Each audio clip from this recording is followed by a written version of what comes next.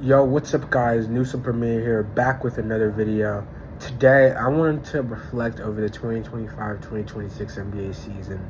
Let's get into it. So the Knicks have won the NBA Finals, you know, over a week ago at this point. It's almost been, 3.5 to 4 weeks. A little bit less, but it's around that range. And the 2025-2026 NBA season was honestly one of the most funnest seasons to watch of this decade, to be honest with you. And I wanted to just kind of talk about, my predictions going into next season based off of what we've seen from this season from these teams and looking at some of the moves that have happened so far. So let's get into it. Before I continue to go into it, make sure you guys hit that subscribe button and hit the like on this video so, you can support the channel even more and more. Even hit that hype button as well. So let's get into it. So, as we know, right, since the Knicks won the finals, they are definitely favorites to make another run next season.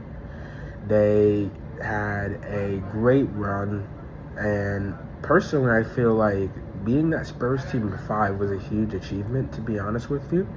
I think that when you take the Knicks, they had the best run of this decade out of the teams that have made it, probably apart from the 2024 Boston Celtics. I would probably put them at that number 2 position. And they just wowed people in terms of their play style on offense, their defense switchability, and all the things that they can do on ball and off ball.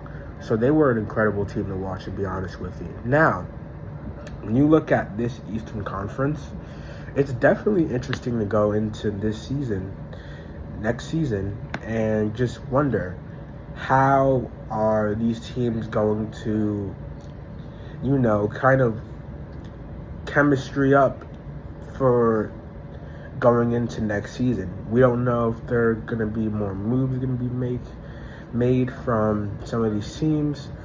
Some teams are just going to not be buyers. We don't know.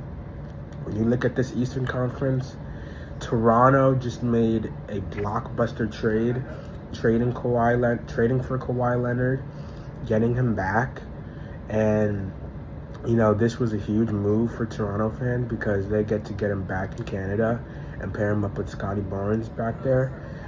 Although you traded Brandon Ingram, it was very worth it, to be honest. Kawhi just had one of his best seasons in his career at 34 years old.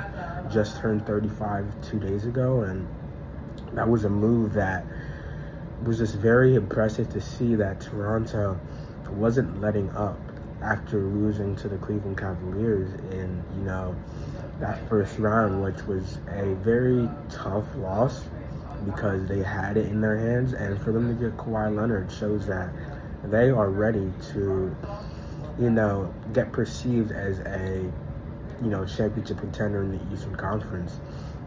When you look at a team like Cleveland or Detroit, some teams that got eliminated. And when I look at this Cleveland Cavaliers team, when we look at Donovan Mitchell, James Harden, Evan Mobley, it's a solid roster, right? But it clearly, it didn't pan out because they lost to the Knicks in 4. They got swept by the Knicks. And honestly, I'm not a fan of this Cleveland Cavaliers team whatsoever. I feel like, yes, they are a talented team. However, when they lost that series, I just feel like they have to start, it's really hard to say, because when you look at this roster, you'd say, like, what do they have to change? What things do they have to fix on this team? Because, this roster is very strong in a lot of its ways. But to be honest with you, I just feel like they just have to, they win a lot of games in the regular season. In the playoffs, they just don't impress me. That Knicks series was very brutal. So we honestly don't have any offseason moves in mind for Cleveland, or, what they, per se have to fix or get rid of or change.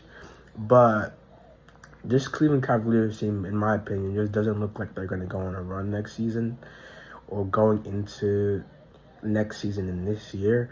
I'm just going to refer to it as the 2026-2027 season from now on.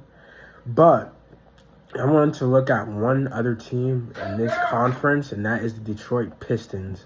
This Detroit Pistons team, I can't wait to see how they do going into the 2026-2027 season, because Cade Cunningham, I think, is obviously easily that franchise cornerstone. And honestly, I just feel like they are just poised to go on a run. Now, we don't know if Jalen Duren gets traded. He probably does. But I just feel like I love Cade Cunningham. I like Asir Thompson as a defender. He has to work on his offensive, talent. But he's still young. So he can, make changes to his game.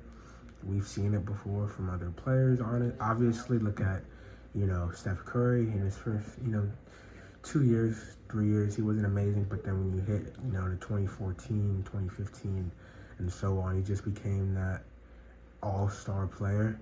I'm not saying he has to be that level, but I think he's going to find him being in a few all-star appearances going down his career. Maybe in 2026, 2027 season, he can make an all-star appearance. But I just really, really hope this Detroit team makes a run, and J.B. Bickerstaff, just proves to the NBA how great of a coach he is.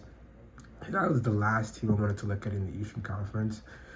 The Western Conference, the one team that I really want to look at, because,